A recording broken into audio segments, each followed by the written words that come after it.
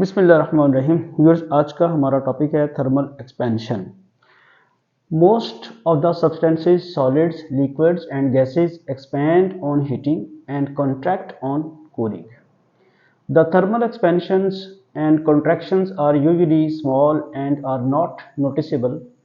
ये जो thermal expansions हैं, यानी किसी सब्सटेंस को जब हम हीट अप करते हैं तो एक्सपैंड करती है, और जब उसे कूल करते हैं तो वो कॉन्ट्रैक्ट होती है। ये आमतौर पे बहुत माइनर होती हैं और वो हमें नज़र नहीं आती, लेकिन हमारी डेली लाइफ में बड़ी इंपॉर्टेंट हैं।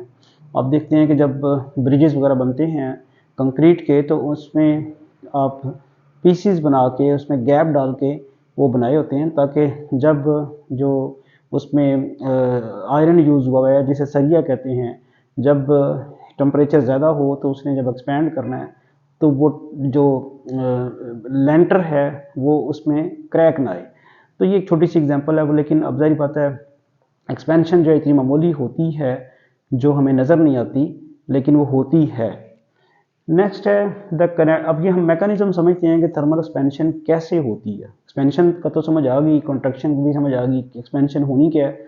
जब आपने हीट अप करना है तो हमारे जो थिंग्स हैं, जो ऑब्जेक्ट्स हैं, उन्होंने एक्सपैंड करना है, और जब आपने उनको कूल डाउन करना है तो उन्होंने कॉन्ट्रैक्ट होना है। ये होता क्यों है उसको समझने के लिए ये हम डिस्कस करते हैं। The kinetic energy of molecules of an object depends on its temperature. जो ऑब्जेक्ट है उसके जो मॉलिक्यूल्स हैं या जो आइटम्स हैं, उनकी काइनेटिक एनर्जी टेम्परेचर पर डिपेंड करती है। जितना ज़्यादा टेम्परेचर करेंगे आप, वो ज़्यादा काइनेटिक एनर्जी से वाइब्रेट करेंगे। The molecules of a solid vibrate with larger amplitude at a high temperature than at a low temperature। ये मैंने अभी बात बता दी। हाई टेम्परेचर पे वो ज़्यादा एम्पलीट्यूड से वाइब्रेट करेंगे, लो टेम्परेचर पे वो कम एम्पलीट्यूड से वाइब्रेट करेंगे।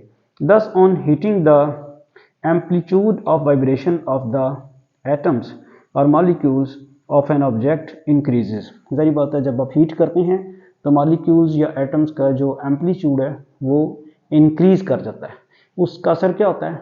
दे push one another farther away as the amplitude of vibration increases. वो एक दूसरे से ज़्यादा दूर धकेलने की कोशिश करते हैं क्योंकि एम्पलीट्यूड बढ़ गया होता है।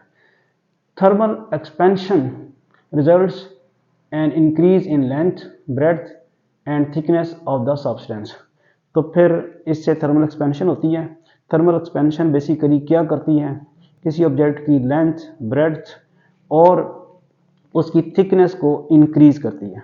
तो होपफुली थर्मल एक्सपेंशन का आपको कॉन्सेप्ट समझ आ गया कि जब आप किसी सब्सटेंस को हीट करते हैं तो उसने एक्सपैंड करती है, जब उसे आप कूल डाउन करते हैं तो वो कॉन्ट्रैक्ट होती है। नेक्स्ट लेक्चर में हम दो टाइप्स जो हैं थर्मल एक्सपेंशन की वो बारी बारी डिस्कस करेंगे, linear thermal expansion and volume thermal expansion. Thank you.